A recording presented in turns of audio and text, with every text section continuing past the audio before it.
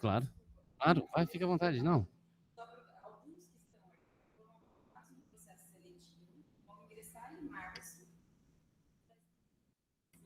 Que bacana, muito legal, muito bom. Para os colegas que nos acompanham remotamente, Henrique, eu deixei naquele computador lá os slides, se você depois quiser, porque eu acho que talvez eles não consigam visualizar direito na projeção aqui. Mas se você quiser depois repassar, tá na área de trabalho daquele computador ali. O Sistema Nacional de Pós-Graduação, gente, ele foi criado lá em 1965. Todo mundo aqui já ouviu, e quem não ouviu vai ouvir falar muito em breve numa coisa chamada plataforma Sucupira. Negócio que bota medo em todo mundo e tal. Mas é um sistema muito interessante, um sistema padronizado de coleta de dados e informações sobre os programas de pós-graduação de todas as áreas. São mais de 4.500 programas de pós-graduação organizados em 49 áreas. A nossa área da educação é uma das 49 áreas. Nós temos, hoje, 197 programas de pós-graduação em educação. Estamos em todos os estados da federação. Somos uma das únicas 3 áreas que estamos em todos os estados da federação. E há ainda muito espaço para crescer. A pós-graduação no Brasil existe já desde antes, porém, como sistema nacional organizado, regulamentado, se deu em 65, e eu lembrei do nome da plataforma Sucupira porque ela, algumas pessoas acham que tem a ver com a novela do Bem Amado lá, não, tem a ver com o professor Newton Sucupira, que foi o relator no então Conselho Federal de Educação. É dele o parecer que cria o Sistema Nacional de Pós-Graduação. Henrique, inclusive, você vai para a reunião do seminário de meio termo, né? Em novembro, sempre na metade do quadriênio, do ciclo avaliativo, a gente tem uma reunião com todos os coordenadores. Você vai ver, Henrique, não sei se você já teve, já chegou lá, foi alguma vez no Espaço Anísio Teixeira, ali na CAPES. Assim que você entra no Espaço Anísio Teixeira, do lado direito tem uma dessas... tem do lado do café, tem uma coisinha de café, do lado do café, tem uma dessas caixas de exposição que você tem em museu, que tem coisas expostas, né? Tem uma redoma de vidro.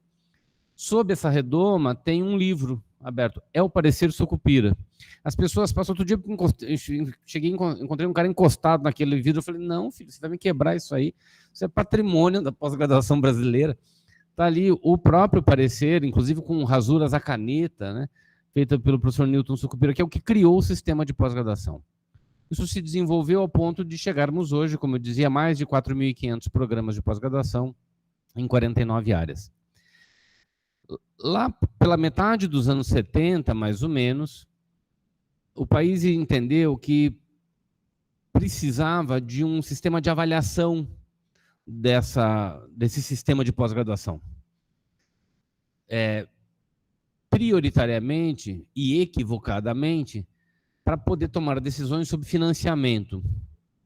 E por isso, lá em 1976, nós aprovamos o Sistema Nacional de Avaliação da Pós-Graduação, que foi criado com um vício de origem. Ele foi criado com o intuito de ter elementos, ao avaliar os programas, para definir quem levava mais dinheiro. Ou seja, era uma avaliação com fins a uma premiação, o que é muito ruim.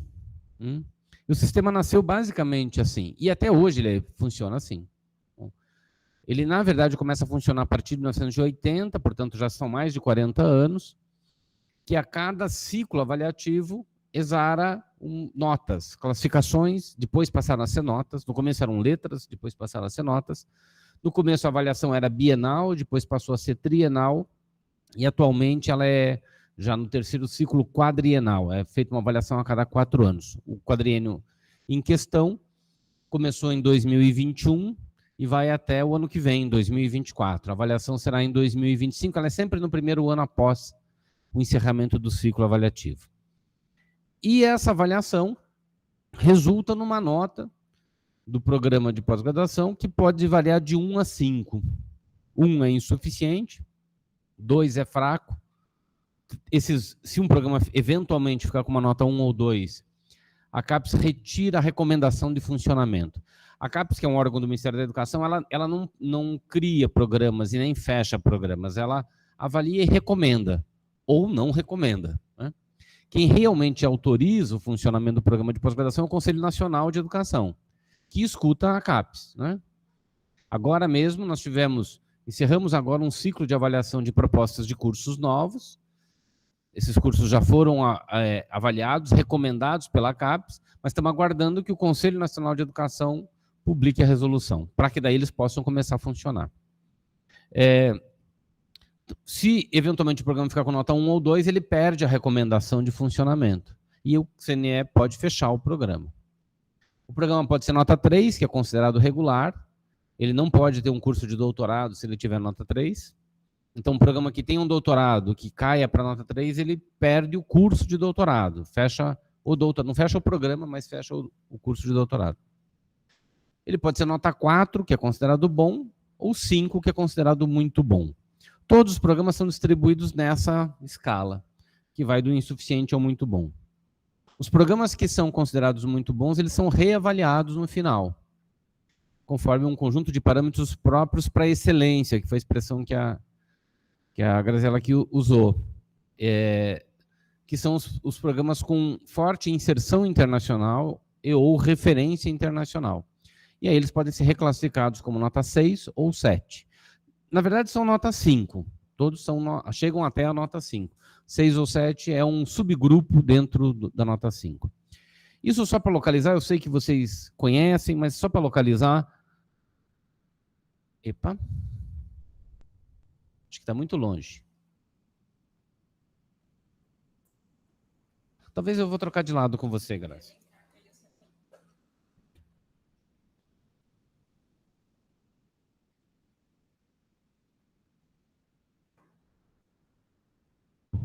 Não está passando mesmo. Aí, vamos. Foi, ok. Tudo isso para dizer que, para localizar e tratar da nossa temática, quer falar um pouco sobre desafios e perspectivas. A encomenda foi mais falar dos desafios, das tensões, mas eu guardei um slide final para falar de perspectivas, porque tem a ver com o título, inclusive, do evento, da pós-graduação num tempo de redemocratização. São muitos os desafios e são muitas as tensões. Eu identifiquei e resolvi listar aquelas que considero mais emblemáticas neste contexto. Em especial, de reconstrução. Eu não sei, eu gosto da palavra redemocratização, Henrique, mas no nosso caso tem uma coisa anterior ainda, que é de reconstrução, que de preferência seja democrática. Mas antes disso, de reconstrução mesmo, de recolocar a ciência, a tecnologia, a educação, a formação humana no centro da política pública. Algo que foi, pelo menos nos últimos 6 anos, e mais acentuadamente nos últimos 4 anos, duramente prejudicado pelos desgovernos que tivemos. Essas tensões recaem sobre os pontos que me parecem mais emblemáticos nesse processo de reconstrução, de um lado, e de outro de avanço. Então, é difícil a gente pensar em avançar quando a gente teve retrocessos, né? Mas, enfim, é necessário de qualquer sorte. Então, eu vou falar um pouquinho sobre a importância da pós-graduação, pensar nos impactos na sociedade.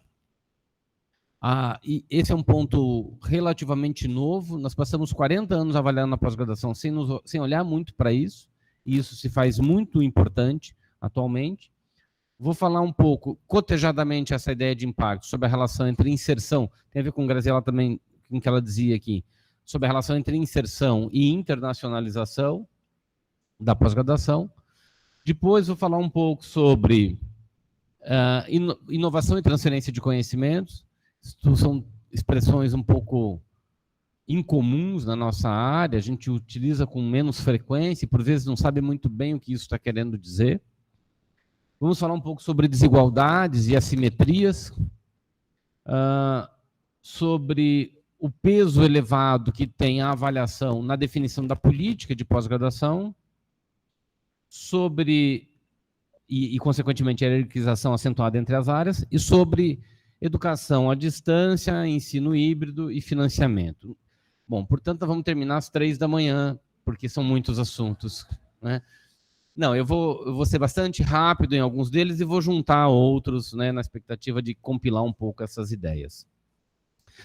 Impacto, a gente é uma expressão que a gente usa.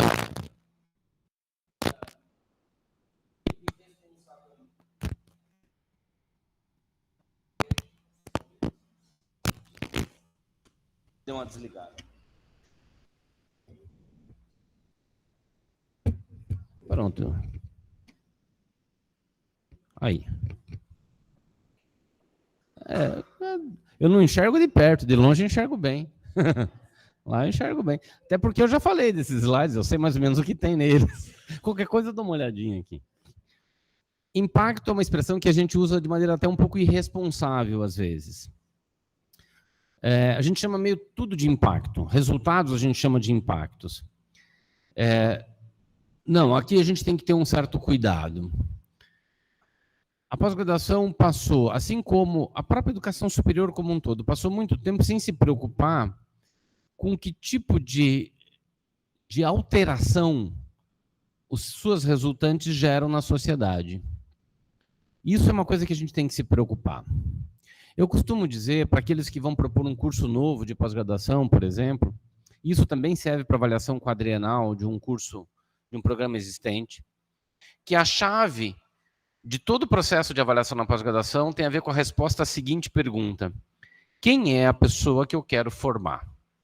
E para que fins? Para quem eu estou formando? Para quê e para quem eu estou formando?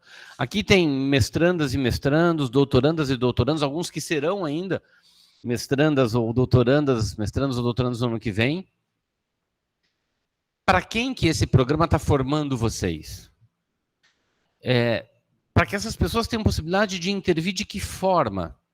Na educação, na ciência, na sociedade. Aqui há uma conexão direta entre o que a gente chama de perfil do egresso e os impactos do programa.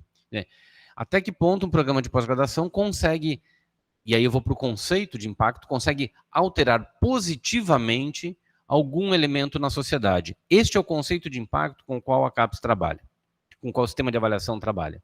Impacto é a alteração positiva que alguma saída do programa provoca na sociedade.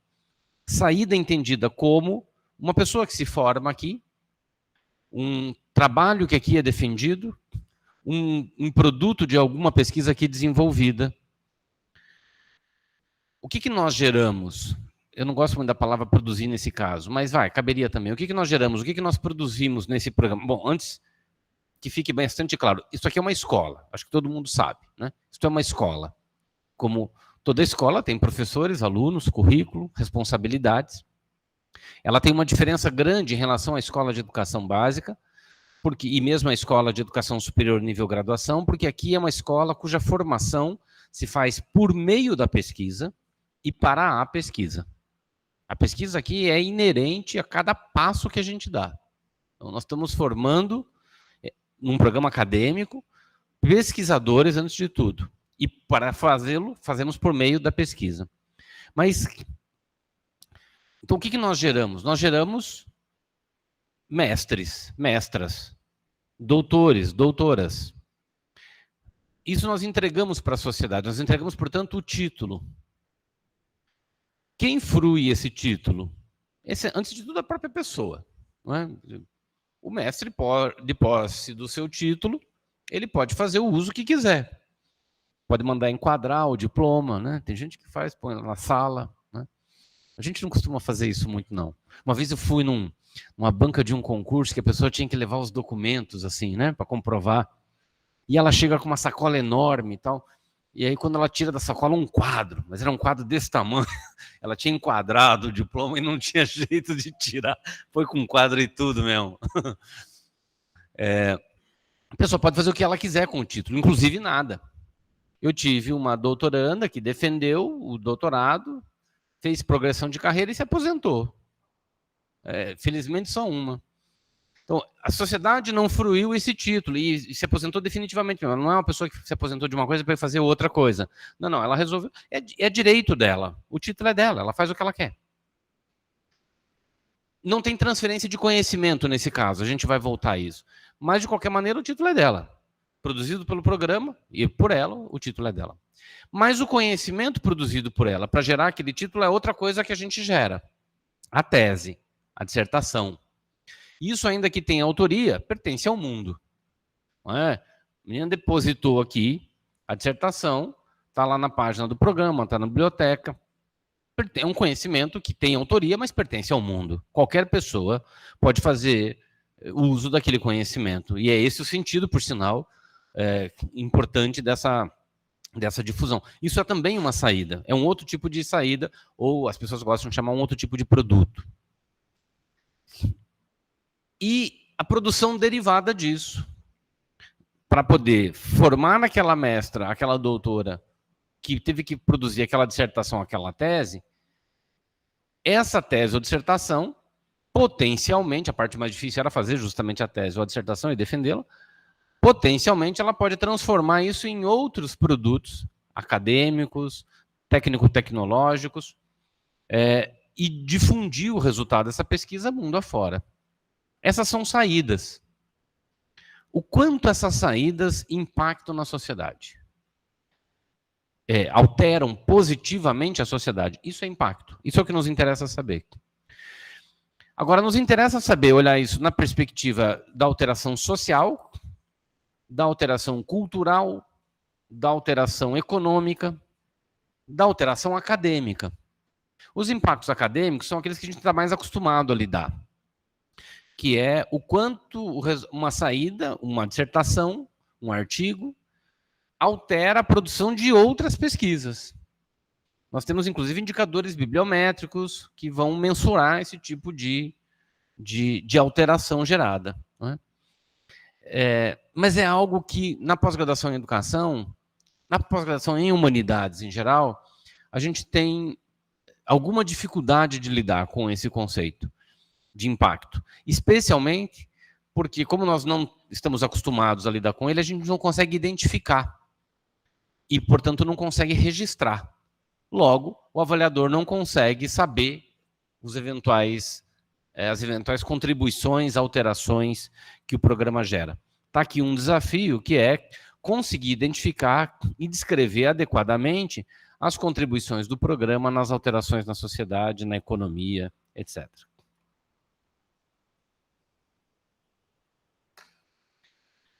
Quanto a...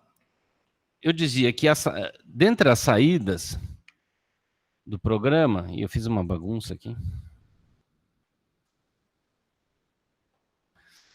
Dentre as saídas do programa, por exemplo, nós vamos olhar artigos publicados por discentes, por egressos e por docentes.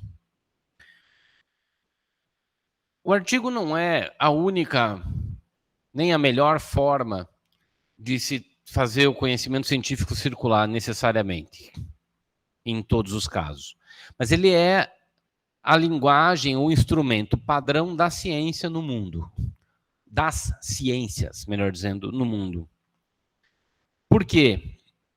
De um lado, ele circula mais rápido, ele consegue fazer com que o conhecimento gerado numa dissertação na Unesp Marília possa chegar do outro lado do globo em muito pouco tempo, disponível ao leitor, porque ele é publicado em veículos de comunicação para os... Diferentemente da própria dissertação, da tese, de um livro, seja um livro autoral, seja uma coletânea, de trabalhos em eventos, para os quais normalmente não há grandes repositórios internacionais, nem mesmo nacionais. Eu quero dizer, você escreve um livro. A parte mais difícil, a gente acha, é escrever o livro, e é mesmo. Mas de que adianta escrever o livro se ninguém vai ler? Porque quem escreve não por outra razão que não seja pelo compromisso de fazer chegar no leitor um conjunto de ideias, de resultados. Vocês não devem escrever para poder responder os pontinhos da CAPES. Vocês têm que escrever pelo compromisso de fazer o conhecimento circular, de fazer com que a humanidade possa receber os achados da sua pesquisa. Então, você escreve para ser lido. Vocês sabem quantos livros nós produzimos no quadriênio passado? Quantos produtos, não dá para chamar de livros, porque nem tudo ali é livro. Quantos produtos com o ISBN, que a nossa área produziu no quadriênio passado, foram mais de 60 mil ISBNs diferentes. Se Pedro e eu tivéssemos cada um capítulo no mesmo livro, era o mesmo ISBN. Não, estou falando de ISBNs diferentes. Pedro, inclusive, nos ajudou na avaliação de livros. Porém, avaliamos uma fração muito pequena disso. Fração essa escolhida pelos programas, né? num esforço que a gente vem fazendo de tentar fazer com mais qualidade, não priorizando a quantidade. E, lamentavelmente, um número muito significativo dessas coisas todas que foram escritas nunca serão lidas. Eu fico pensando por que a gente escreveu isso tudo, se não é para ser lido.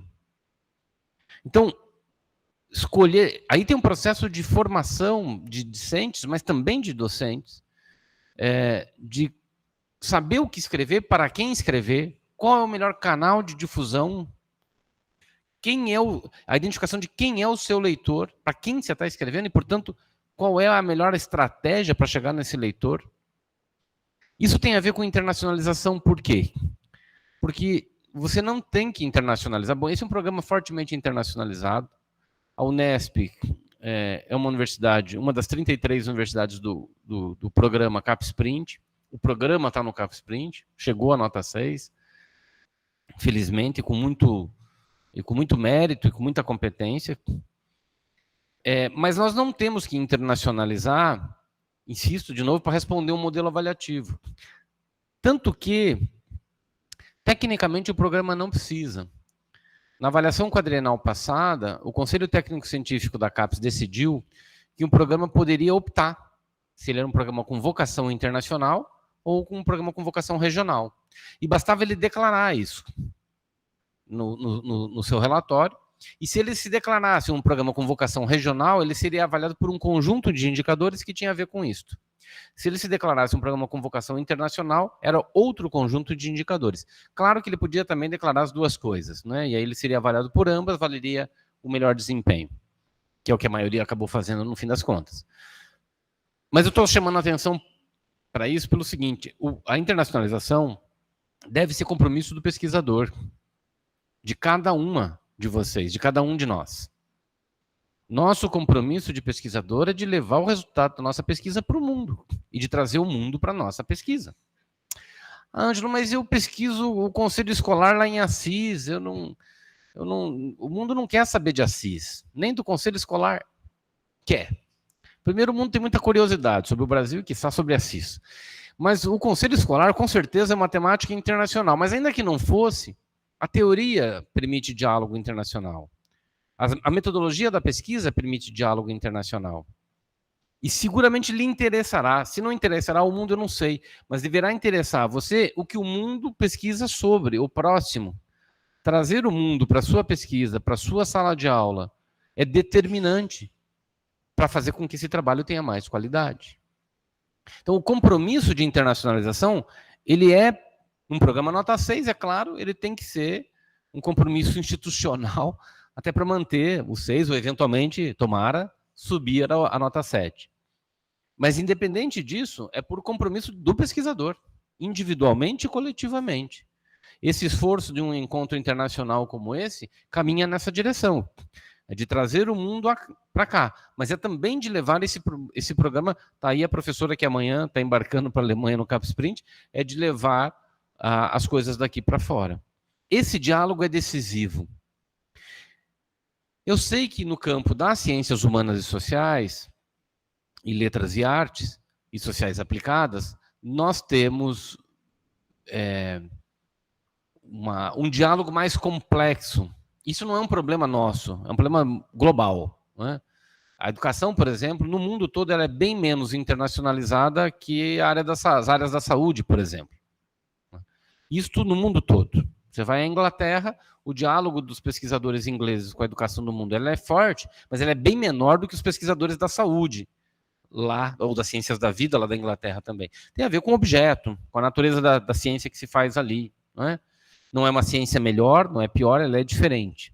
Mas isso não deve... porque nós estudamos muito o local. E como a cultura, a história, a tradição, ela atravessa de maneira muito mais emblemática os nossos objetos, às vezes a gente acha que o diálogo é difícil com o exterior, né, com o exógeno. Né? Eu acho que esse é um esforço que a gente tem que fazer. Graziela, nesses trabalhos, na avaliação desses projetos de pesquisa e nas sugestões desses projetos de pesquisa, fica fortemente a recomendação de uma busca constante, imagino que o programa já faça, de diálogo com a literatura internacional. Não é?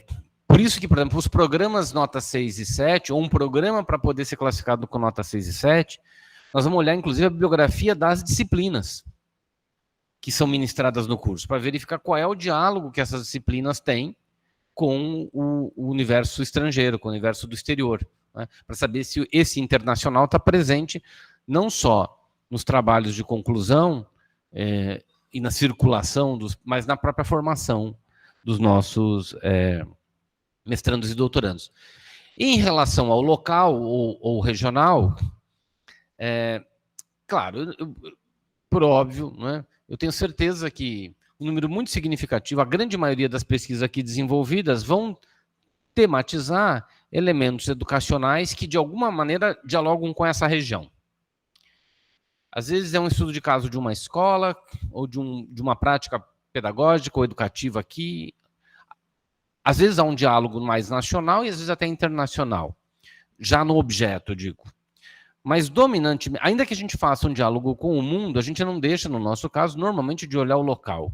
É por isso que a nossa inserção... Isso de um lado. De outro lado, quem são vocês, os alunos?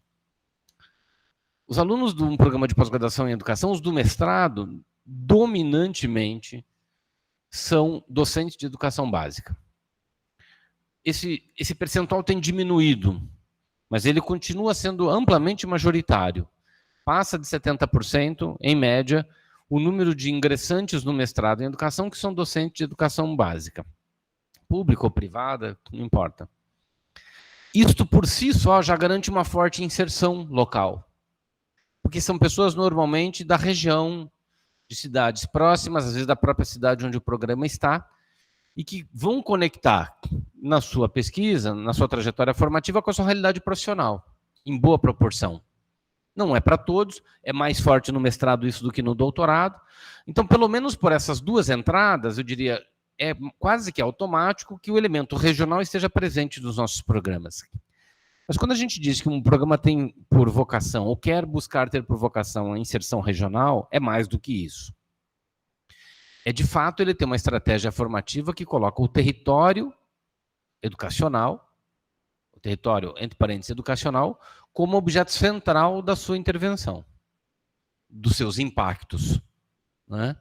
Ele está procurando ter impactos internacionais, nacionais, mas ele dominantemente está procurando ter impactos regionais.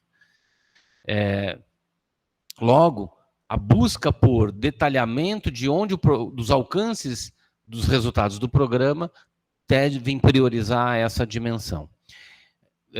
Um programa como o de vocês, ele provavelmente se equilibra entre essas duas dimensões. Né? Ele tanto vai demonstrar o quão internacionalizado é o programa e quanto ele vem buscando se internacionalizar, e, ao mesmo tempo, o quão ele é representativo no território regional. Eu não gosto da expressão transferência de conhecimentos, porque sugere a ideia de que nós produzimos o conhecimento aqui e o mundo lá fora não, e aí a gente vai lá fora, vamos dizer, gentilmente entregar para o mundo as pérolas do saber que desenvolvemos aqui. Nós vamos transferir o conhecimento para os demais. Ainda que em alguma proporção, sim, a gente faça isso. Em boa proporção, a gente faça isso. Mas eu gosto de pensar que essa produção do conhecimento, especialmente em humanidades, mesmo no âmbito da pesquisa altamente sofisticada em educação, ela é uma via, no mínimo, de mão dupla. Seja pelos nossos objetos, temas e objetos de pesquisa, seja pela própria natureza do que é o processo educacional, nós não temos como trazer ele para dentro de um laboratório, isolar todas as variáveis e estudá-lo descontextualizadamente. Mas, de qualquer maneira, essa é a expressão que a CAPES usa para perguntar o quanto do conhecimento produzido nesse programa tem chego à sociedade. No fim das contas, é essa a ideia de transferência de conhecimento. É claro que na pesquisa tecnológica, por exemplo, no campo das engenharias, para ficar num exemplo, é relativamente mais fácil você identificar um produto gerado por uma pesquisa de mestrado ou de doutorado e o quanto isso se transferiu, por exemplo, na forma de uma patente ou de uma inovação no mundo produtivo, por exemplo. Bom, mas no nosso caso, guardadas as devidas proporções, nós também temos elementos assim. A diferença é que a pesquisa em educação, e aí tem uma questão para a gente pensar juntos, ela é, no Brasil, e essa é uma característica muito brasileira e de alguns outros países, mas não são de todos, ela é uma pesquisa pouco aplicada. Ela é dominantemente uma pesquisa básica. Eu não gosto dessa divisão, que eu acho que a gente acaba segmentando entre ciências básicas e ciências elevadas, ou ciências aplicadas, que seriam essas as ciências, aspas, verdadeiras, né? Porque a pergunta sempre que nos fazem, e recentemente eu tive numa reunião com a comissão do Plano Nacional de Pós-Graduação, do PNPG, que por sinal eles apresentaram o primeiro relatório essa semana. O Plano Nacional de Pós-Graduação, como o nome sugere, é um plano do país para a pós-graduação. Nós estamos já há 4 anos sem plano, quase 4 anos, e o novo plano está em tramitação. E me chamaram a coordenadora da área de ensino, que é uma outra área na CAPES, para falar sobre a integração entre pós-graduação e educação básica, para as discussões lá do PNPG. E assim que eu cheguei na reunião, o presidente da comissão é o professor Esper Cavalheiro, que foi presidente do CNPq, uma figura expoente da ciência brasileira, foi presidente da Academia Brasileira de Ciências. O professor Esper me atravessou logo de cara, mas não deu tempo de eu dizer bom dia. Ele já me veio com uma... Muito bem, professor. Vocês têm quase 200 programas de pós-graduação em educação. Por que é que a educação brasileira continua indo mal? Ou cada vez vai pior, foi essa a expressão dele. Eu tive que ser um pouco grosseiro com ele, porque ele foi grosseiro comigo, vai. Ele não precisava começar assim. Eu respeito muito ele, é uma figura, é um expoente, é um dos gigantes da ciência brasileira, vai. Mas ele não precisava vir com essa. Eu respondi a ele mais ou menos da seguinte forma. Há 3 aspectos que eu queria observar.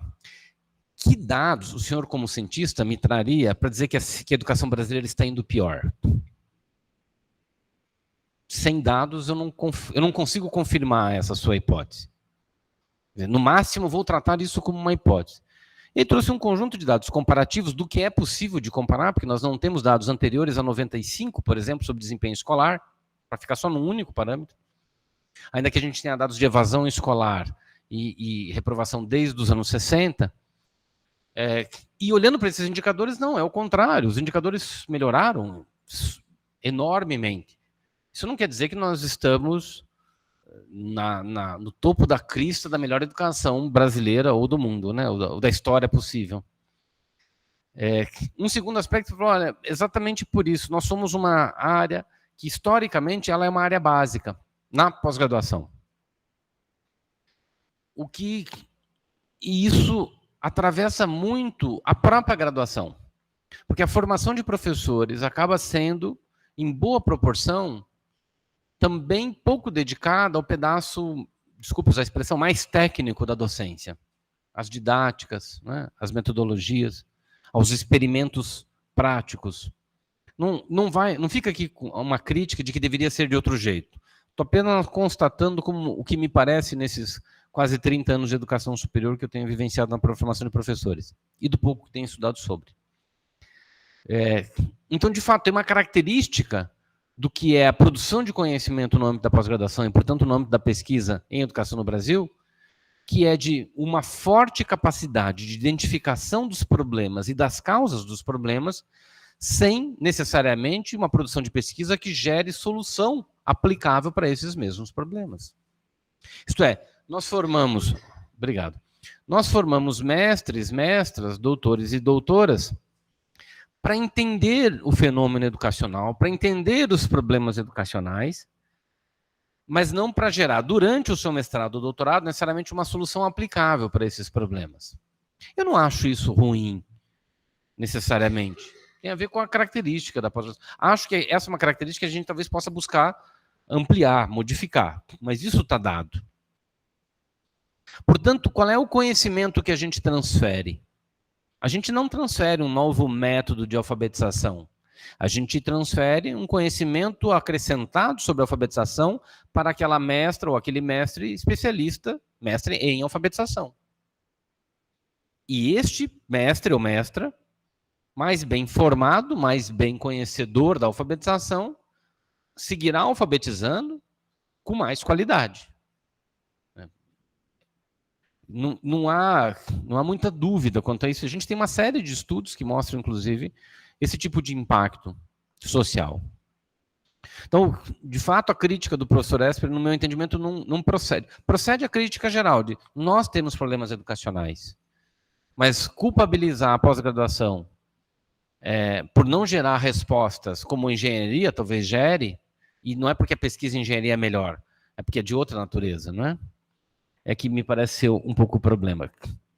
Quanto à inovação, você tem uma coisa que a gente faz, é isso, né?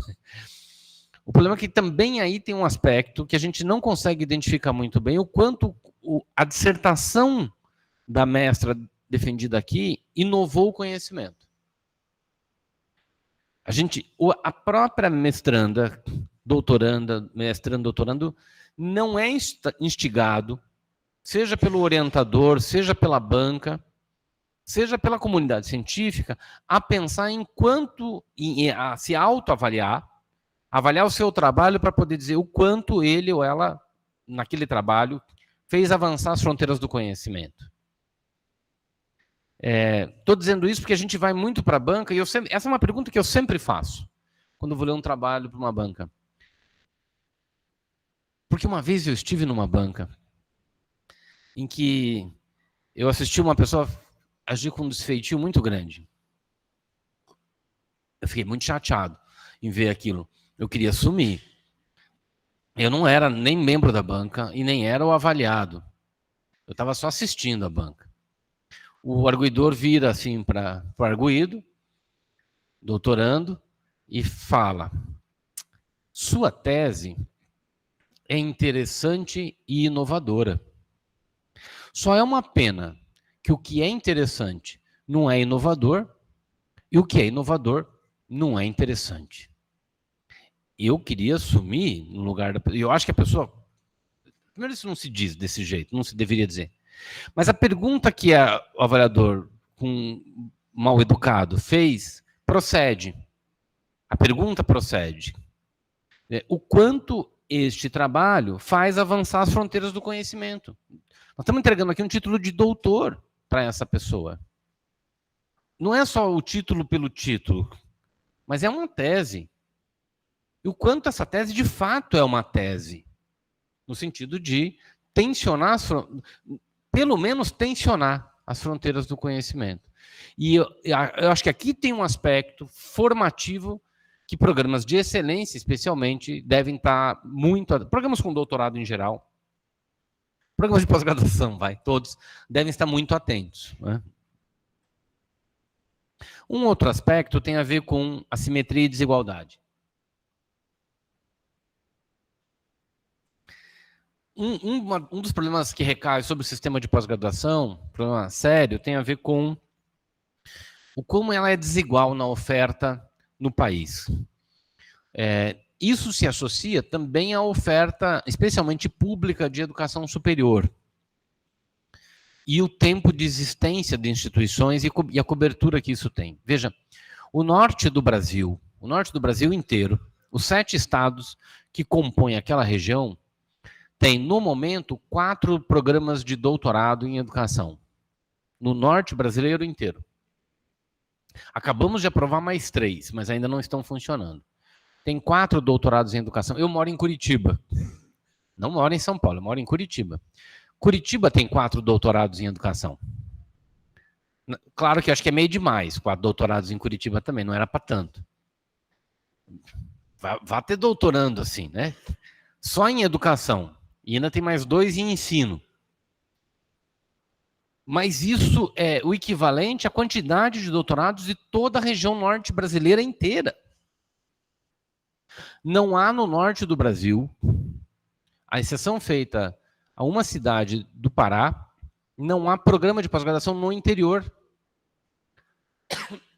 Você está no Acre, quer fazer mestrado, tem que ir para Rio Branco.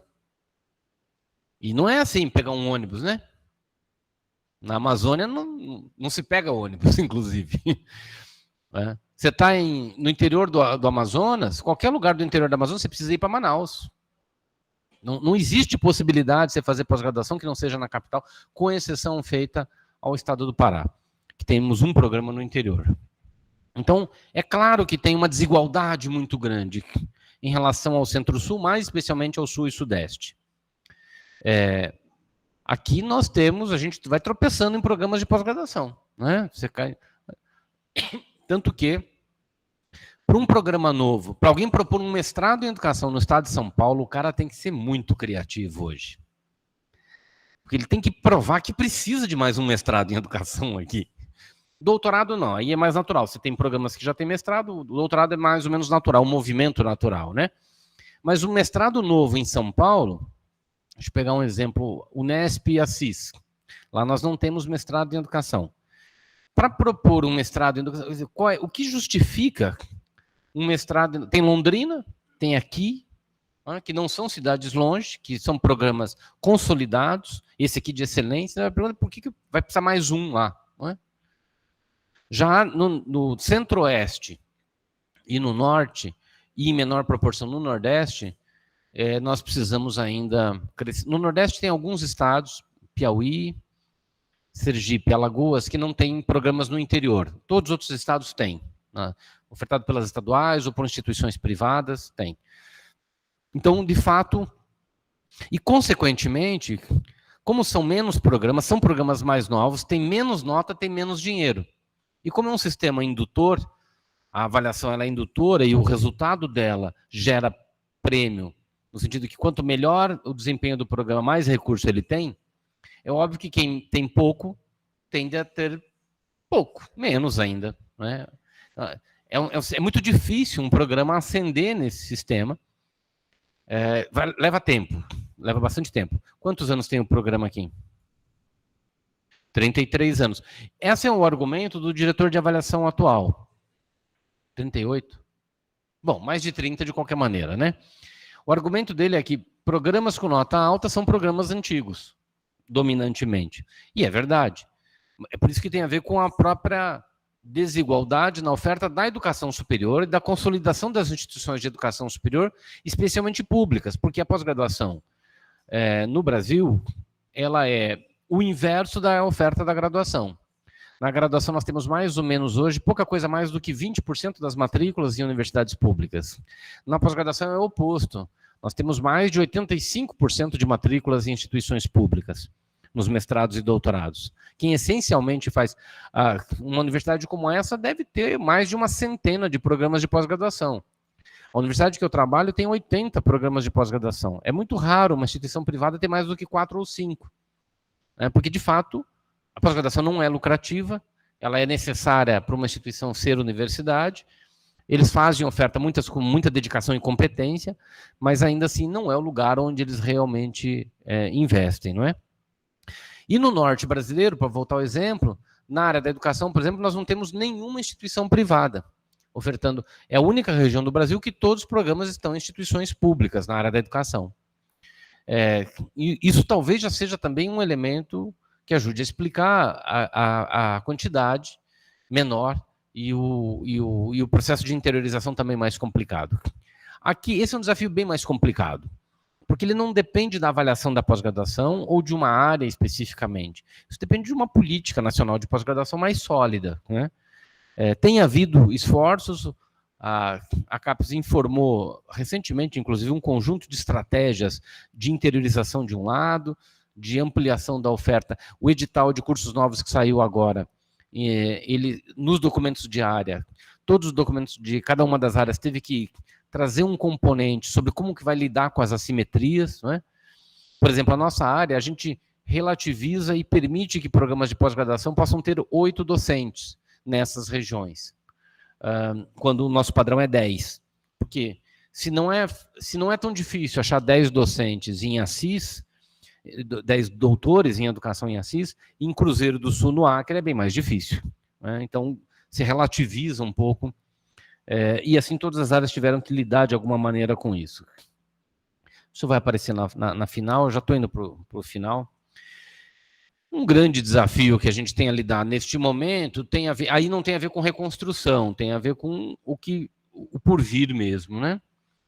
De um lado, com a educação à distância, e de outro, com o ensino híbrido. Antes de tudo, é importante dizer, são duas coisas radicalmente diferentes. EAD é modalidade de ensino. Assim está tipificado na legislação educacional, ela precisa ser regulamentada e avaliada, seja no nível de graduação, seja no nível de pós-graduação. É modalidade de ensino. Nós não temos no Brasil nenhum curso de nenhuma área na modalidade à distância. Mas um primo meu faz em administração à distância. É fake isso aí. Não tem. Não há nenhum programa à distância no Brasil em nenhuma área. Fundamental, hein? Já houve 2 editais. Nós acabamos de julgar o último, onde havia 19 propostas de diferentes áreas, 2 da área da educação, as 2 do estado de São Paulo, por sinal, de propostas de curso de mestrado à distância. Nenhuma das 19 foi aprovada, porque as exigências são muito altas. A gente admite ter cursos à distância de mestrado, por hora só mestrado, mas com o nível de qualidade dos presenciais.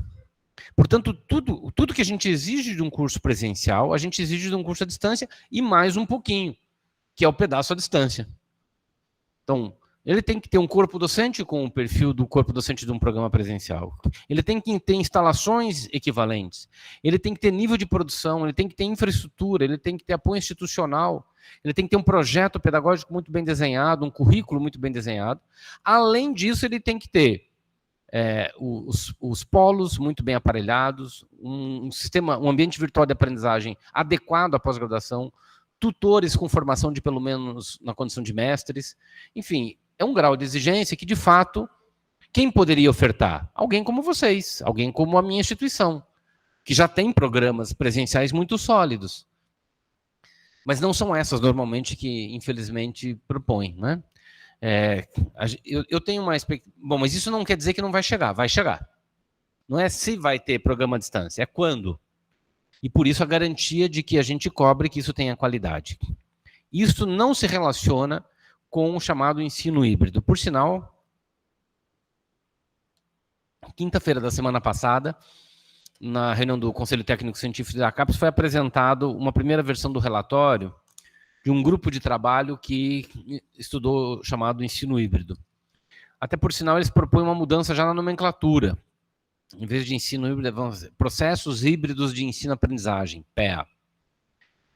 Com PEA ou ensino híbrido não é modalidade, é metodologia. E como é metodologia, cada um faz como acha que deve fazer, desde que cumpra os requisitos. É um curso presencial. Tá bem, esse aqui é um curso presencial. Ele não é à distância. Ensino híbrido não é ensino à distância. Ensino remoto não é ensino à distância. Ensino online não é ensino à distância. Para um programa ser caracterizado à distância, ele tem que ter, dentre outros aspectos, um conjunto muito bem delimitado de atividades assíncronas. Ele tem que ter um ambiente virtual de aprendizagem, que dialogue com o projeto pedagógico, com o currículo, com o desenho das disciplinas da formação que ele se propõe. Então, transferir uma disciplina para o online, garantir a participação de alguns no online, outros no presencial, Isso é uma estratégia pedagógica que pode funcionar, pode não funcionar. Estava falando para o Henrique no começo que a sensação que eu tive do período da pandemia é de que eu falava, mesmo na pós-graduação, eu falava, e acho que tinha uma turma ali que, tanto que eu acabava a aula, tinha uma turma que ficava lá, né? Porque eu acho que eles nem estavam lá, na verdade. Fez o check-in ali ficava, né? Eu acho que houve perdas pedagógicas, na minha avaliação. E aí, está duro, em muitos lugares, de fazer com que as pessoas retomem a cultura do ensino presencial, de estarmos juntos na mesma sala, conversando, dialogando, estudando, trabalhando juntos. Claro que há um pedaço da herança da pandemia que é interessante de tentar manter. Por exemplo, a participação de colegas de outro lugar do país, do exterior, né? Sejam alunos, sejam docentes. Tentar manter isso e até ampliar é muito legal, é muito importante, né? Isso contribui para a internacionalização, enfim, contribui para as trocas, para a solidariedade. Mas isso não pode substituir, no meu entendimento, as atividades aqui na sala de aula. Mas é cada instituição que vai ter que regulamentar. Se é que deve regulamentar. No programa de pós-graduação no qual eu trabalho, não é autorizado ninguém assistir, aluno do programa não pode assistir aula remota. A aula tem que ser presencial para o professor e para o aluno. Está dispensado situações de doença, infecto-contagiosas e essas coisas, mas aí o aluno tem direito à licença médica. Às vezes alguns pedem para continuar assistindo online. Ok, a gente organiza. Eu tenho uma doutoranda que é professora do Instituto Federal do Maranhão, que a instituição cassou a liberação dela. E ela tinha crédito ainda a cumprir. E ela pediu, professor, não dá para passar por remoto? Eu falei, não tem remoto. Você vai ter que trancar o curso. Né? Não vai ficar vindo... Ela teve que voltar para São Luís, no Maranhão. Como é que... Não tem como vir toda semana de São Luís a Curitiba, né? Não tem remoto. Nem num caso desse não tem. Porque o programa entendeu, tem a concepção de que essa atividade presencial na sala de aula é determinante no processo formativo. Mas isso é uma decisão que cada grupo, porque tem a ver também com a natureza das disciplinas, com o projeto pedagógico do curso. Enfim, é uma estratégia, não é? Inovadora, inclusive, de formação. Que, por sinal, esse é um item avaliativo. E, claro que isso é muito tensionado pelo avanço das tecnologias. Mas... para além de regulamentar o uso das tecnologias, que elas realmente facilitam, de fato o que a gente precisa regulamentar melhor é a educação à distância. Toda semana eu recebo mensagem de coordenador perguntando, professor, quantos por cento da carga horária pode ser híbrida? Isso não tem, nem vai ter. Se essa é a dúvida de alguém, a CAPES pelo menos não vai fazer isso. Bom, dentro dessas perspectivas tem um elemento ou outro do financiamento, que é um slide que eu acabei tirando, porque não era muito o foco, mas eu acho que se associa a essa discussão sobre reconstrução ou redemocratização.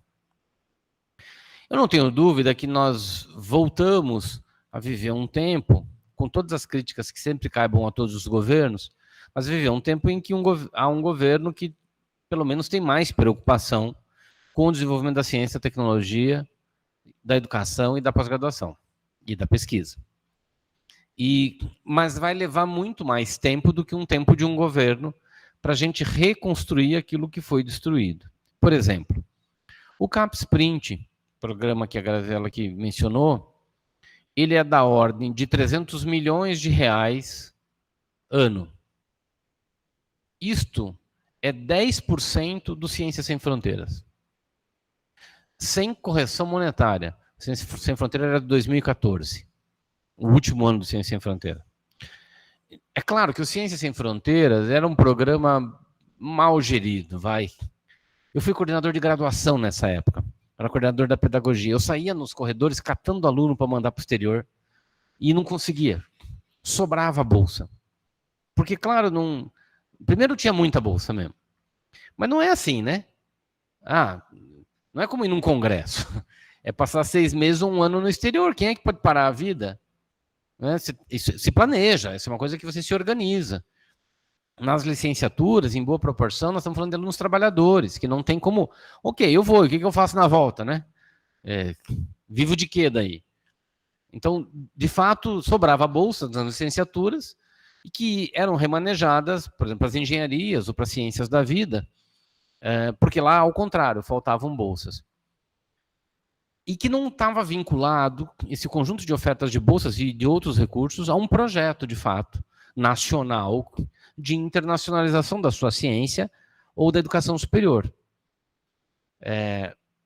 Diferentemente do print, que apesar de ter bem menos dinheiro, ele tem uma estratégia, que eu acho que é interessante. Insuficiente, elitista, mas ela é uma estratégia. Tanto que a ideia do print não é levar os programas a se internacionalizar. A estratégia do print é consolidar programas internacionalizados. Ou seja, programas que já têm internacionalização. O problema é que isso se amplia o fosso da desigualdade que a gente viu, de quem já tinha passa a ter mais e quem não tinha que agora continua não tendo. A DRI, a Diretoria de Relações Internacionais da CAPES, anunciou recentemente um novo programa de internacionalização, deve ser publicado em breve. Eles estão na dúvida se vai ser um edital ou se vai ser uma coisa mais universal para todos os programas de pós-graduação ou universidades. Mas, de qualquer maneira, é um programa que vem para substituir o print. Mais inclusivo, com mais recursos, aparentemente.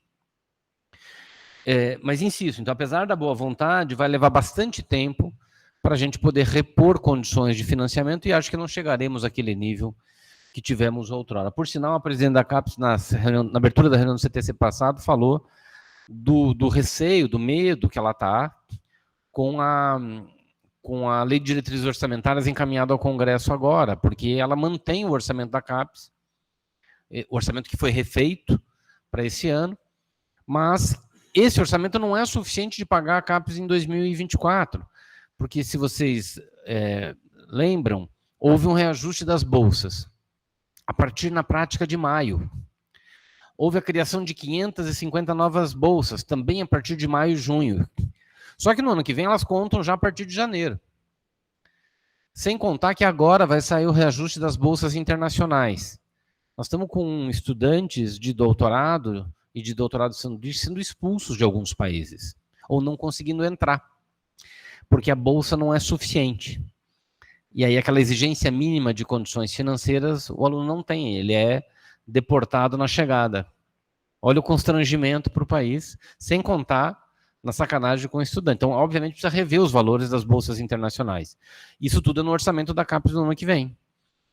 Então, de fato, é urgente, e aí tem que pensar uma estratégia, a presidente da CAPES falava disso, que lida com uma estratégia que tem que lidar com associações científicas, SBPC, programas de pós-graduação, fórum de pró-reitores, na tensão sobre, na pressão sobre deputados, sobre senadores, na elaboração do orçamento. Tem um agravante. Esse sistema, para essa situação financeira, o sistema de pós-graduação cresceu e continuará crescendo. Como eu dizia, nós ainda temos muitos espaços em vários lugares do país para novos programas. Entenda, cada novo programa acadêmico é dinheiro. Programas profissionais não têm financiamento CAPES, mas programas acadêmicos todos têm. Se é numa instituição pública, ele vai receber, ou comunitária, ele vai receber o PROAP, vai receber um enxovalzinho de bolsa, aprovou no sistema, começou a funcionar, chegou na primeira avaliação nota 3, ele vai receber isso. Então, quanto mais o sistema cresce, mais recurso novo precisa entrar. Não é só um remanejamento de dinheiro.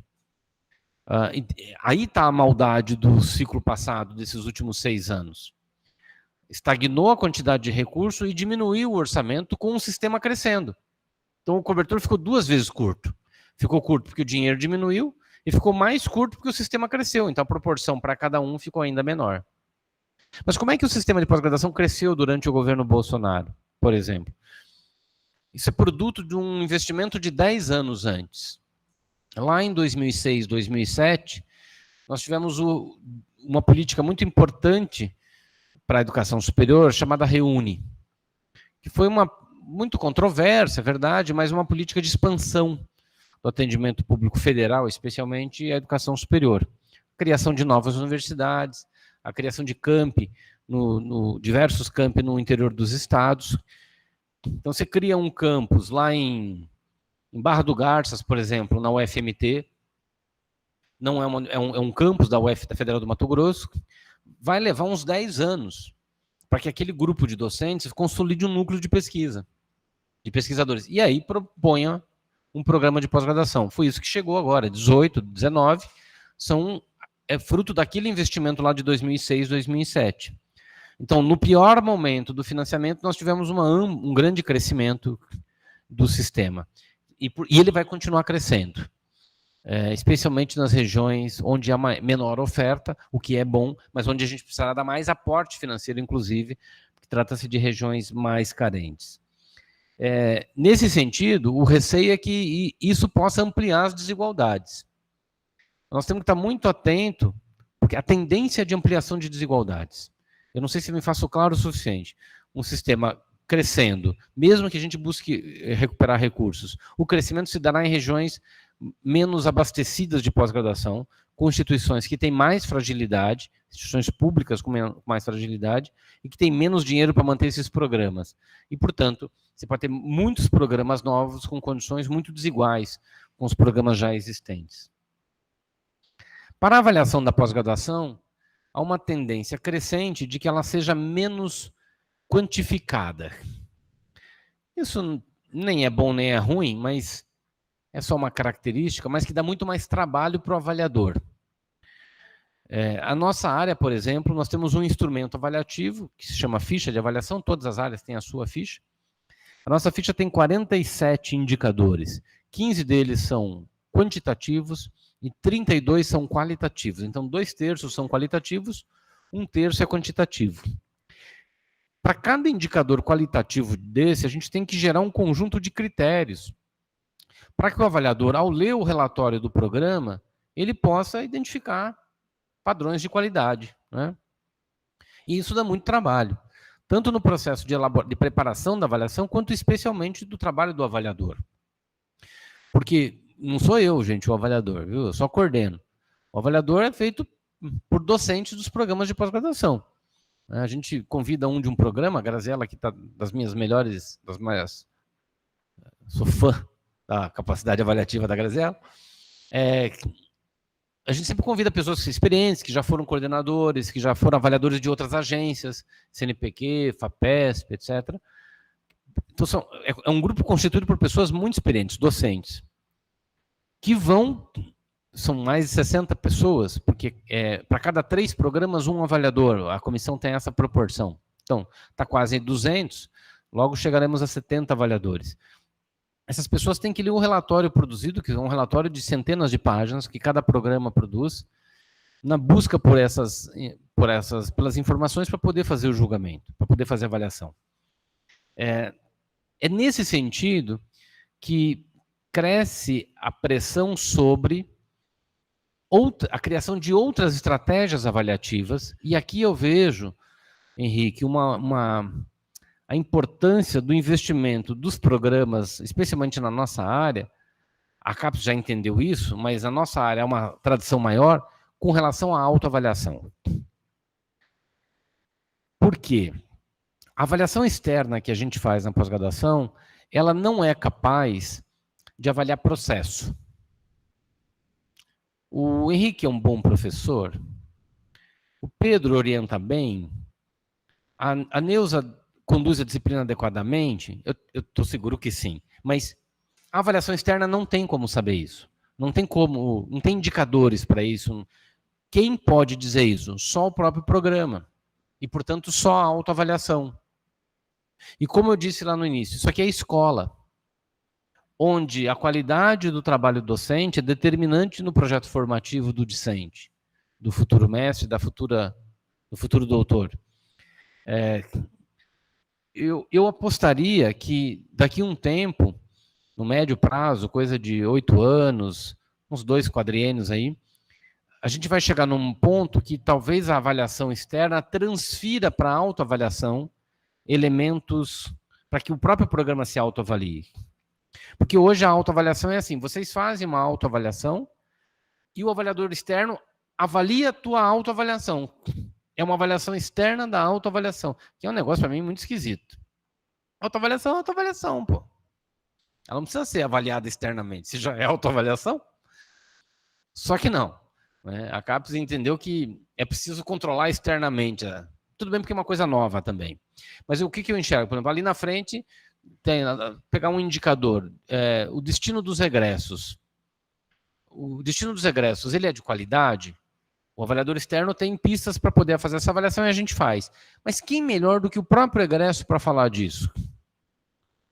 E eu não tenho como avaliador externo coletar o dado do egresso e ouvir do egresso, mas vocês têm.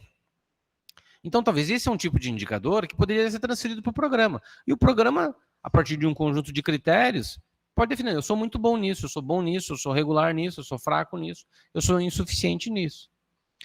Eventualmente, a gente pode criar algum mecanismo de controle, se fosse o caso, faz alguma verificação por amostragem, nem sei se é o caso. Eu diria que, tendencialmente, portanto, a avaliação mais qualitativa e o crescimento da autoavaliação é algo que parece estar no horizonte. E, finalmente, eu já passei do meu tempo, desculpa. Sobre a produção. Eu dizia lá atrás, nós temos que escrever para ser lidos, pelo compromisso de ser lido. E é por isso que você, mestranda, você, doutoranda, sua tarefa não termina quando você defende. Você fez a parte mais difícil. Mas sabe essa dissertação aí que você faz com muito carinho? Então, eu quero te dar uma notícia que não é muito boa. Ninguém vai ler. Se você não contar que ela existe. É sua tarefa de autora, de autor, de pesquisadora, relatar para o mundo a existência dessa dissertação. É claro, ela vai ficar no repositório da Unesp, vai ficar linkada na página do programa, mas o mundo não vai saber da existência dela. Ou vai saber pouco da existência dela. Claro, às vezes um outro pesquisador está fazendo um levantamento bibliográfico no banco de tese de dissertações da CAPES, pode se deparar com a sua dissertação lá. Mas é você responsável, você que é autora, que é responsável para transformar essa dissertação num trabalho, num evento, seja um evento local, seja um evento regional, seja um evento nacional ou internacional, transformar essa dissertação em artigos e fazer isso circular. Ainda hoje, Graziela, quando às vezes me escrevem perguntando, eu descobri recentemente, meu doutorado eu defendi na PUC São Paulo, e recentemente eu descobri que o link para minha tese estava quebrado. A pessoa não chegava na tese, não conseguia chegar no PDF da tese. E há pouco tempo atrás, porque uma pessoa me escreveu pedindo a cópia da tese. E a pessoa disse, na biblioteca da PUC, esqueci o nome da biblioteca, Nadir, barará, o link está quebrado. Eu entrei, de fato estava. Mas o fato é que a pessoa me escreveu pedindo, uma pessoa que eu não conheço, pedindo a minha tese. Falei, na hora, eu parei o que eu estava fazendo, mas mando já. Eu fiquei 4 anos da minha vida para fazer aquilo. E a pessoa quer ler, né? Não, ela quer ler o que eu fiz. Pô. É para isso que eu fiz, não é para outra coisa. Então, é óbvio que imediatamente eu mando. Agora, isso vai circular mais, as pessoas vão saber da existência daquela tese, porque eu vou publicar, porque eu publiquei artigos, porque eu vou contar para o mundo da existência dessa tese. Isso tem a ver com as exigências sobre produção intelectual. Então, é claro que a gente não cobra se o programa tem teses e dissertações, porque isso é o mínimo, é o esperado. Para todo egresso, há um trabalho de conclusão. Ok, mas e produtos derivados? Porque qual é o raciocínio? Nós estamos tentando avaliar a qualidade da dissertação e da tese. E avaliar a qualidade da dissertação e da tese só tem um jeito, lendo a dissertação ou a tese. Mas nós não vamos ler tese e dissertação na avaliação externa. Primeiro, porque é impossível, pelo volume. E segundo, porque não parece muito ético também, vai? A tese já foi avaliada. Já teve uma banca com nossos pares, que sentou ali e avaliou o trabalho. Né? Boa tese, boa dissertação, gera artigos. É difícil uma dissertação ruim não é uma palavra boa, frágil, gerar bons artigos. É improvável. Claro que pode ter dissertações e teses muito boas que também não geraram nada. A pessoa fala, não, cansei disso, não quero mais saber. É o caso da minha doutora, cansei. Uma bela tese sobre municipalização do ensino fundamental, sobre a gestão da municipalização do ensino fundamental, que nunca virou um artigo. Mas é exceção, a gente quer crer que é exceção. Por isso, nós cobramos dos discentes, especialmente dos egressos, produção intelectual derivada do seu trabalho de formação. Bom, mas então por que vocês cobram produção dos docentes? O raciocínio aqui é outro. Também é vinculado com qualidade. Porque quando eu vou cobrar os artigos da Graziella, eu estou cobrando o quê, na verdade? Eu estou cobrando a pesquisadora Graziella e não a professora Graziella. O artigo é produto da pesquisa dela. E, portanto, se eu quero ver os artigos que ela produziu, livros, capítulos de livros que ela produziu, eu quero saber o quão boa pesquisadora ela é, mas no que isso se associa com o programa? Com o seguinte raciocínio. Quanto melhor pesquisadora ela for, potencialmente melhor orientadora ela será. Não é uma relação tão óbvia e tão direta. Há excelentes pesquisadores que não são bons professores. Mas eu desafio alguém a me mostrar um excelente professor de pós-graduação que não é bom pesquisador. E eu não conheço um. E eu conheço bastante gente na área. O cara, para ser bom pesquisador, para ser bom professor ou boa professora, precisa ser bom pesquisador. Então, a cobrança da produção intelectual do docente está associada com isso. É um caminho indireto. Já que eu não tenho como saber sobre a aula dele, sobre a orientação dele, eu vou saber sobre a pesquisa e sobre a produção dele. Mas há uma tendência forte em que essa produção deixe de ser cobrada do jeito que ela é hoje, olhando os melhores artigos, por exemplo, de cada docente. Senão que ela passe a ser cobrada a produção que é produzida junto apenas com o discente. Por quê?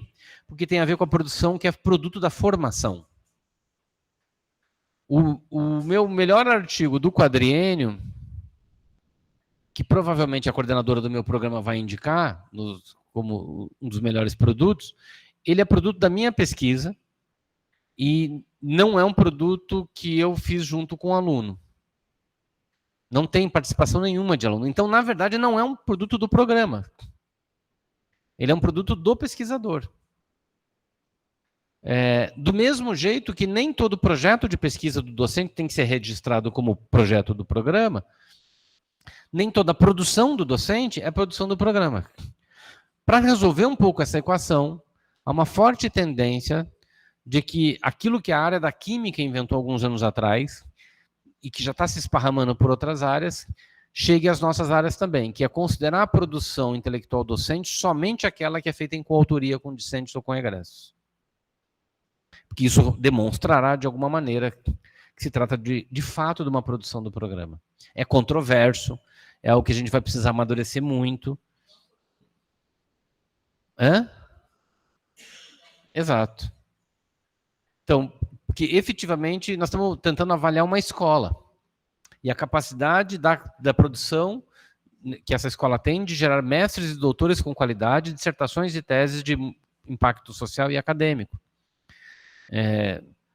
A pergunta é se nós não estamos desviando o que nós estamos medindo para não chegar a olhar, a avaliar isso. Gente, para finalizar, os tempos são difíceis. Os tempos mais difíceis talvez tenham passado do ponto de vista da política, da macropolítica, não da política no sentido estrito. Eu não vejo solução para a política, como também não vejo solução para a pós-graduação, para a educação, que não passe pelo diálogo. Eu costumo dizer que o candidato para ganhar meu voto, ele tem que estar disposto a me escutar. Aqui cabe a mesma coisa.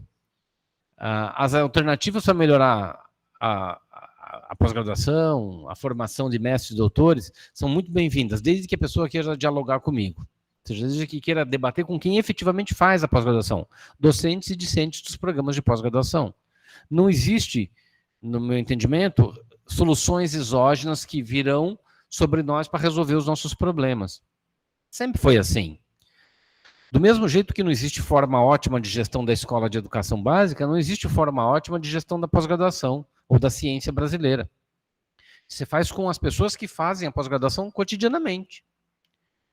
Portanto, nós nunca precisamos tanto de diálogo, eu diria, como hoje, porque em fevereiro desse ano, na primeira reunião que a gente teve esse ano, eu escutei de alguns funcionários da CAPES mais ou menos o seguinte: professor, agora está dando para a gente respirar aqui dentro.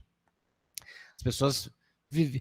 Ainda que a CAPES seja uma instituição bastante, em alguma proporção, blindada, né, menos impactada pelos ventos da política, ainda assim, era um território pantanoso aquele que a gente pisava. Né? Você tinha dúvida até onde podia dizer o que pensava, enfim. Né? E, portanto, o seminário de meio termo que nós faremos com os coordenadores em breve, agora em novembro, não tem por outro objetivo que não dialogar com os coordenadores dos programas e esses, por sua vez, com suas comunidades, com seus discentes, com seus docentes, na busca de encontrar melhores estratégias avaliativas que possam expressar a qualidade da pós-graduação. Sem isso, eu não vejo esperança, não vejo alternativa, não vejo perspectiva para a pós-graduação. Aí tem meus contatos, fiquem confortáveis para escrever sempre que desejarem, para a gente continuar, então, esse diálogo. Fico à disposição para continuar dialogando, caso a gente ainda tenha alguns minutos e alguns interessados eventuais. Muito obrigado, sucesso para vocês no evento, sucesso para vocês nesse programa que eu já sei que é de muita qualidade. Obrigado.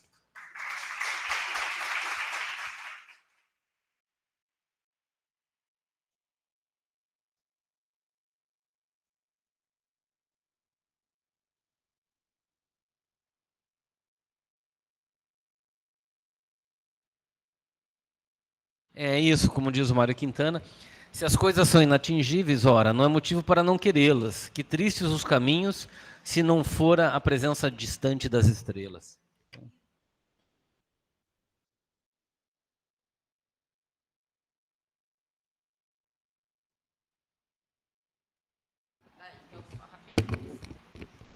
Henrique, nós temos alguns minutos, né, para perguntas.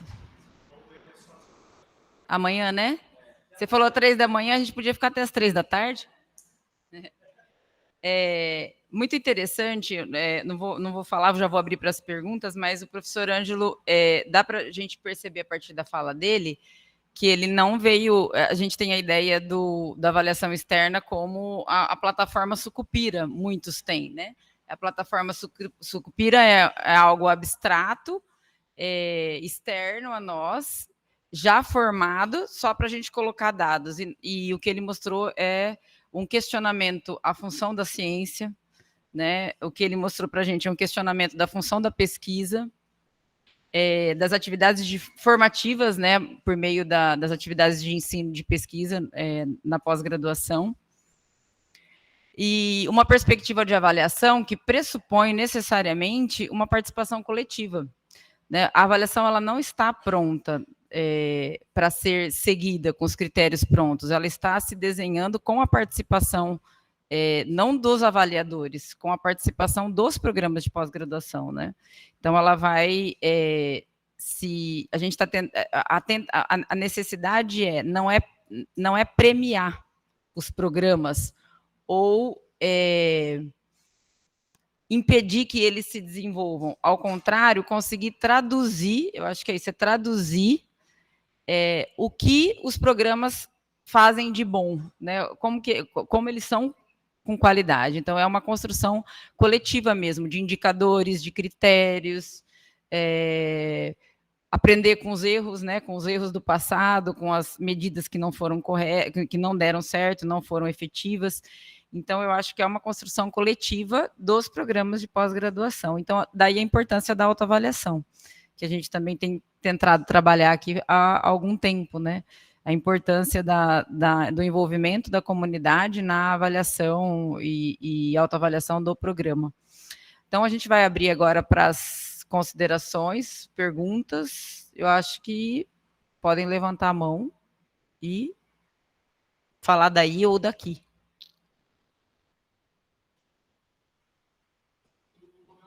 Pode ser?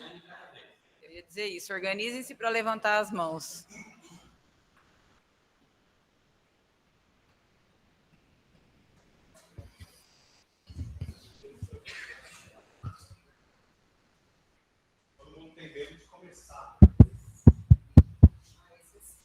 Bom, Ângelo, obrigado, né, pela sua contribuição.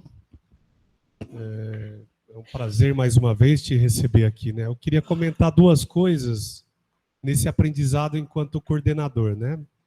Em relação ao Minter e Dinter com o Norte, né? Me parece algo assim, eu não esperava, não imaginava, mas há um impacto, uma interação, uma incidência muito interessante com os institutos federais, né? A Ana Clara e eu tivemos uma reunião sexta-feira com eles querem mandar uma proposta de Dinter, o Instituto Federal do Pará. Nós estamos com o Minter em execução e me parece, né, esse papel da Unesp e das universidades aqui do Sudeste numa relação um pouco assimétrica, mas eu diria numa tentativa de colaboração com eles, formar quadros. O professor colocou, né, um número bastante assustador. No Instituto Federal, muita gente ainda não tem o mestrado e nem sequer o doutorado. Me parece que há uma oportunidade aí, não no sentido de nós transferirmos conhecimento, mas sim numa relação mais harmônica e de convívio fraterno entre duas instituições, de uma oportunidade para a Unesp, me parece, trabalhar com eles. E eu já emendo outro comentário. A gente, se tudo correr bem, vai ter um Minter com Angola, né? Há muita expectativa da nossa parte com esse tipo de relação com a África, né? Porque, tradicionalmente, pela nossa colonização cultural, o que a gente quer ser? A gente quer ser reconhecido pelo Norte. Não adianta, é assim, né?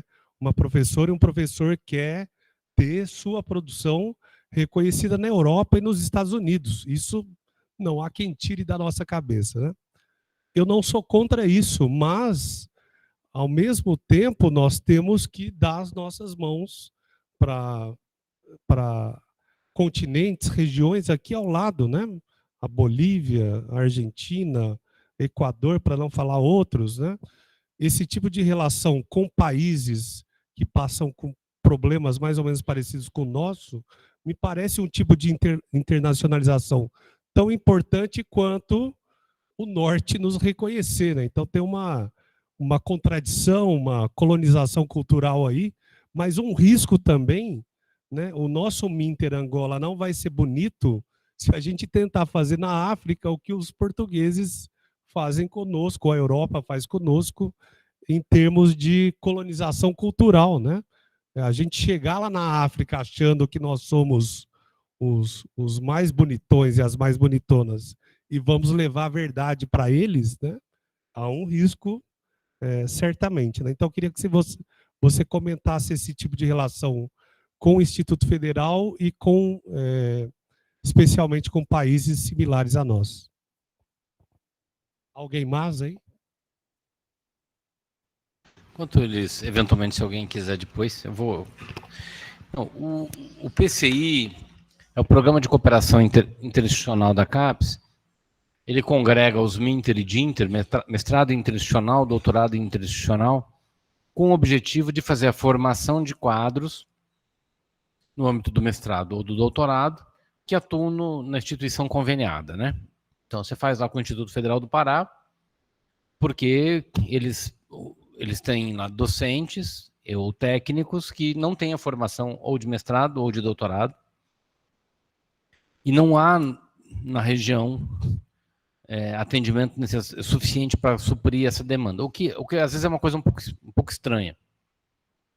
É bom, veja, é bastante bom. Nós fizemos, o programa no qual eu trabalho fez um Dinter recente com a Federal do Acre, porque lá não tem doutorado em educação, para formar em nível de doutorado os professores da Federal do Acre, especialmente do campus Cruzeiro do Sul, lá no extremo oeste do Acre. E porque, de fato, o deslocamento deles Para fazer doutorado, o mais próximo era Manaus, né? E para ir para Manaus, às vezes é mais difícil do que ir para Curitiba, acreditem se quiser, para quem está no Acre, né? Especialmente para quem está no oeste do Acre. E acho que foi um papel muito importante, não só no sentido da solidariedade, de formar pessoas que são servidores públicos federais naquele caso, e que não têm acesso ao doutorado, teriam, eventualmente, cada um saindo por sua conta, faz uma seleção em Marília, o cara vem ficar 4 anos aqui em Marília, o outro vai lá para Manaus mesmo, enfim. Não, aí trata-se de uma estratégia do próprio governo brasileiro, antiga, de fazer isso num bloco. Você pega 15 doutores, você pega 20 doutorandos, e, portanto, você entrega num único pacote 15, 20 professores formados em doutorado.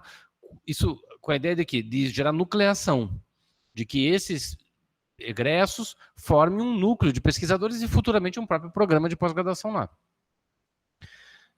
Isso é fundamental, tem tudo a ver com solidariedade e nucleação, que são exigências para um programa 6 ou 7.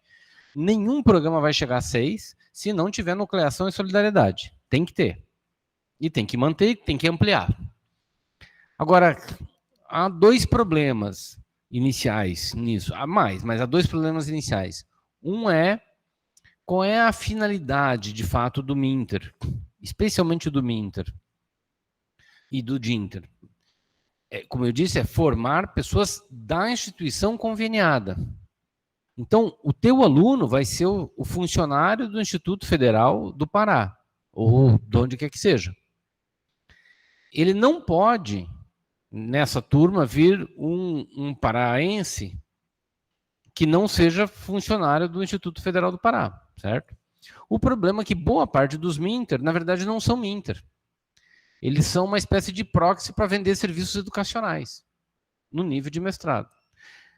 O que nós vimos nos últimos 6 anos, 8 anos, isso é um problema já mais antigo, lá de 2014, se não estou enganado, em que uma instituição como essa, por exemplo, as públicas não fazem isso, ou se fazem, eu não tenho conhecimento, que tem condições de fazer um mestrado, tem que ter nota 4 para poder ofertar um Minter, pelo menos nota 4.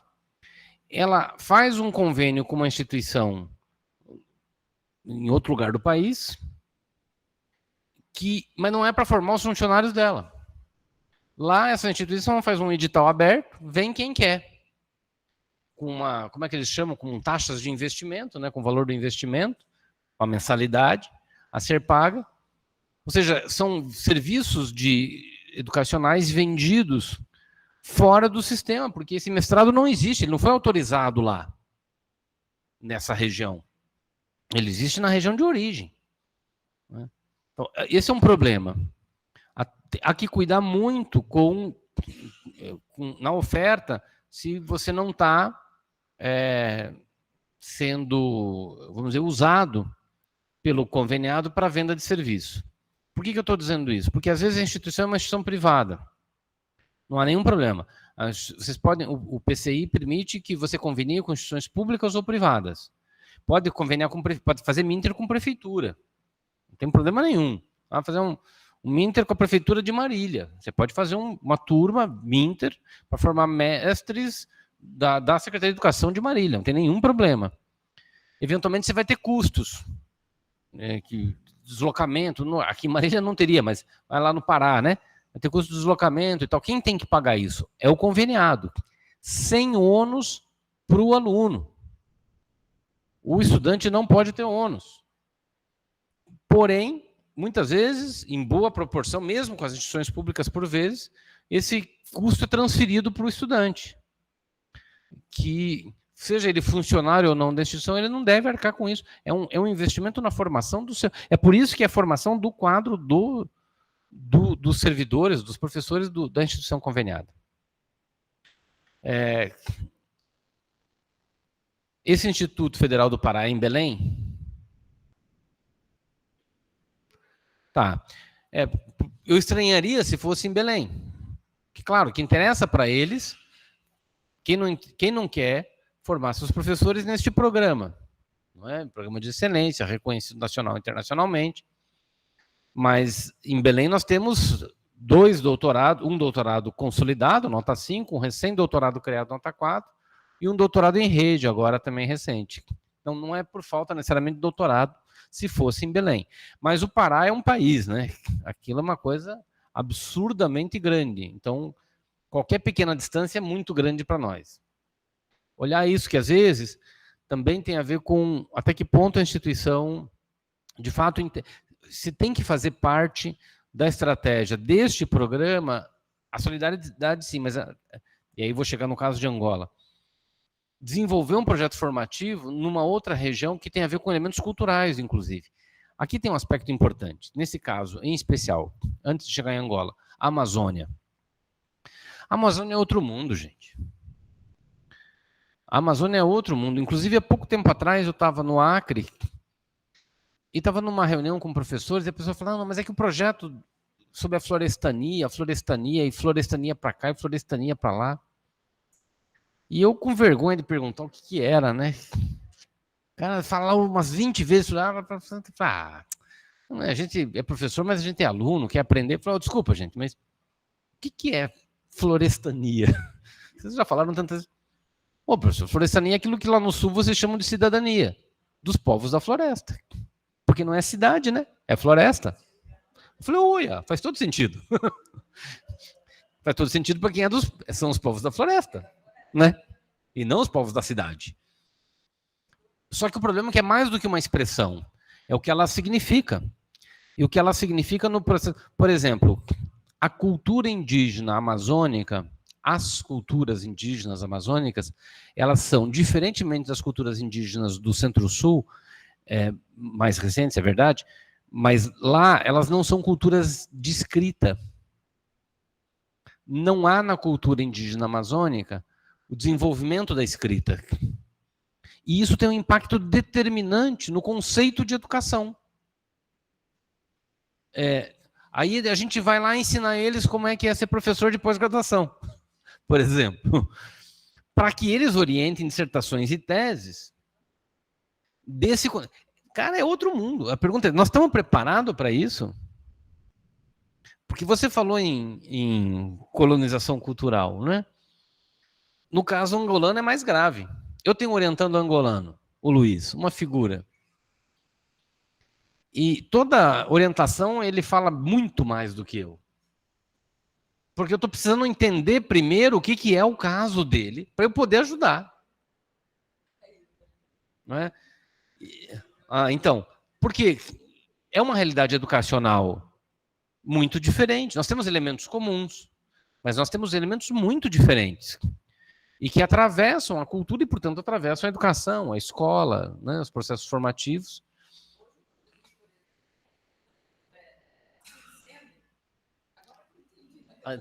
Entretanto, é assim sendo.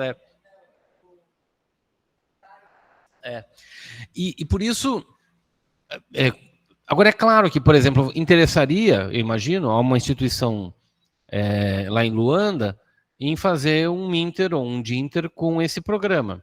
E interessa muito esse programa também. Mas nós estamos preparados para formar profissionais para educação superior, ou eventualmente para que eles criem no futuro uma pós-graduação lá, sem repetir o nosso modelo? Nós estamos preparados para formá-los para que eles criem o seu próprio modelo? Eu vou muito ao Chile, eu tenho um convênio internacional com o Chile, eu vou muito ao Chile. A pós-graduação em educação no Chile é outro mundo. Lá é dominantemente pesquisa aplicada. O cara não termina um mestrado sem ter um produto aplicável. É outro mundo, é outra realidade, é outra forma de pensar o que é a pós-graduação. E toda vez que eu vou lá é uma aula para mim. Eu falo das coisas, mas mais escuto. Então, eu acho que esse é fundamental, tanto a tua preocupação quanto... É fundamental o esforço de política de internacionalização e de solidariedade, nucleação, mas é fundamental também a preocupação com a colonização cultural. Eu não sei se só a colonização, mas com a preparação que a gente tem que ter justamente para evitar que eles reproduzam estritamente o nosso modelo, seja no Pará, seja em Angola, seja em Moçambique, seja no Paraguai, onde a gente for. Agora, é claro, não há dúvida, o Brasil tem uma solidez, o nosso sistema de pós-graduação é muito sólido, ele é referência internacional, inclusive para o internacional do Norte, né? Poucos países têm um sistema de pós-graduação como o nosso, com esse grau de solidez, de coerência, de articulação, mas e talvez exatamente por isso nós somos muito observados internacionalmente, as pessoas têm vindo nos procurar. O Norte, você tem razão, eles estão de olho na gente muito mais como potenciais clientes ou usuários, né? Mesmo Portugal. Portugal adora fazer as coisas com a gente para os nossos alunos ir lá. Mas, francamente, não é para os deles virem aqui, não. Com muita frequência, pelo menos. Outro dia eu falava com o Licínio sobre isso. Por que, afinal de contas, os seus alunos não vêm? E ele dizia, porque nós não construímos essa cultura aqui, precisamos construir. Até porque ele próprio, ele falou, eu aprendo enormemente com a pesquisa de vocês, né? E uso muito as pesquisas de vocês na formação dos meus orientandos, mas isso não está incorporado na cultura da pós-graduação portuguesa, menos ainda dos outros países, né?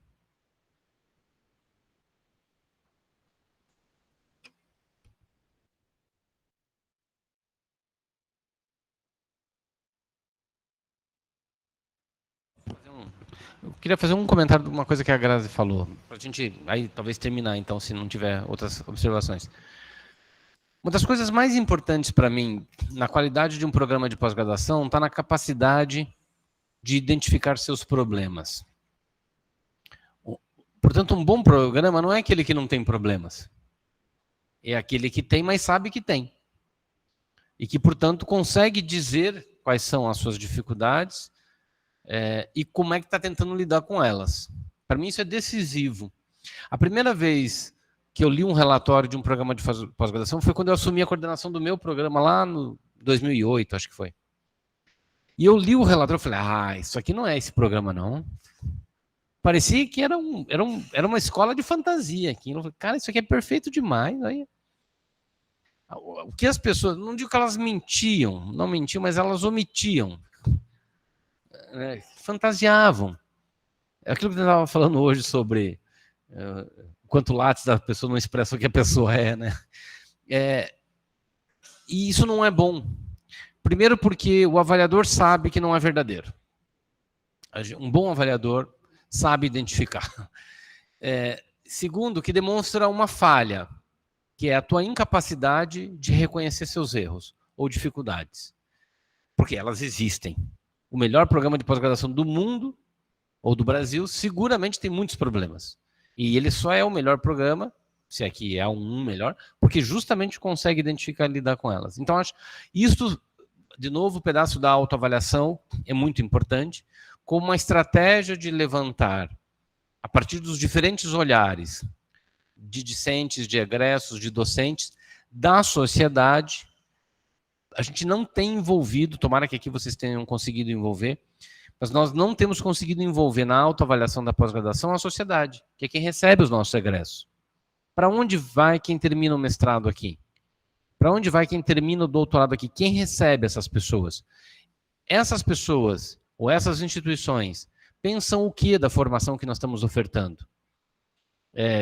Às vezes a sociedade não sabe o que ela quer, ou o que ela precisa. A sociedade organizada mesmo.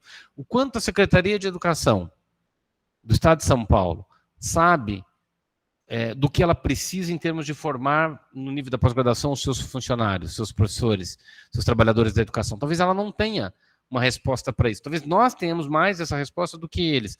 Mas isso não deve nos omitir, nos impedir de dialogar com eles, de escutá-los, de escutá-las. Por vezes a gente fica reclamando. Claro, vocês têm toda a razão para reclamar no momento, afinal de contas, o secretário de Educação de vocês eu já conheci bem, em outros tempos, mas às vezes a gente fica reclamando muito da Secretaria de Educação, e neste caso com razão, mas a pergunta é até que ponto a gente azeita esse canal de comunicação com as instâncias oficiais de gestão da educação, dos sistemas educacionais, para ficar só nesse pedaço, que é o pedaço preferencial nosso, ainda que não único, no sentido de fato, rever, depois disso, o nosso próprio projeto formativo.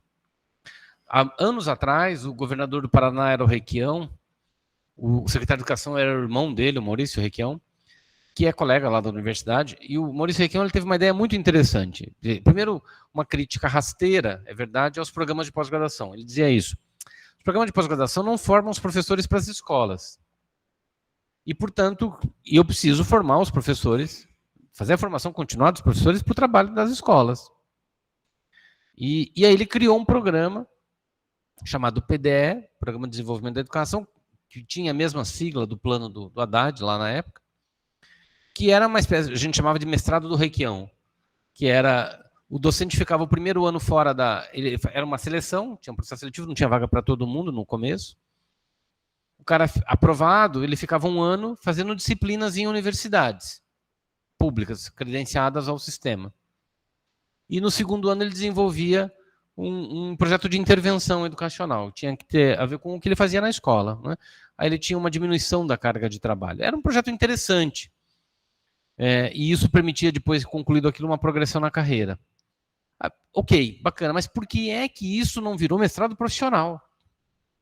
Você tinha um parque instalado de mestrados profissionais.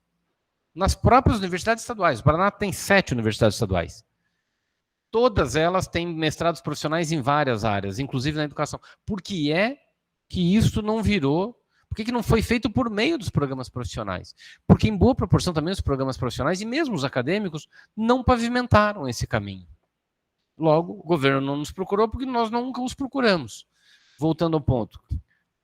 A autoavaliação, incluir o diálogo com a sociedade é determinante para a gente poder identificar outras dimensões dos nossos problemas, que às vezes só quem está dentro não enxerga, né? Às vezes a gente precisa do olhar exógeno, do olhar de estranhamento daquele que está lá fora. Não estou dizendo com isso que as críticas que a sociedade faz à ciência, à universidade e à pós-graduação. Essa semana passada saiu um péssimo texto no pior jornal brasileiro, talvez, que é a Gazeta do Povo, lá da minha cidade, onde o sujeito faz uma crítica ao prêmio CAPES de tese, falando do elemento da ideologização das teses. Um texto horrível, jornalisticamente mal elaborado, sem falar ideologicamente. Mas, de alguma maneira, isso está expressando o quê? O grau de desconhecimento da sociedade sobre o que a gente faz na pós-graduação, né? E isso, se é um problema da sociedade, é também um problema nosso. É isso.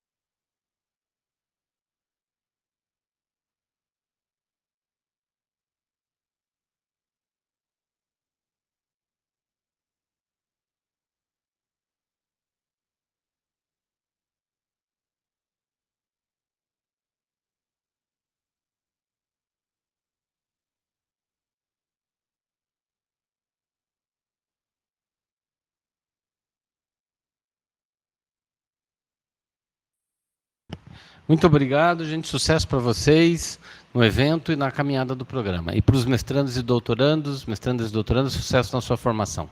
Até mais.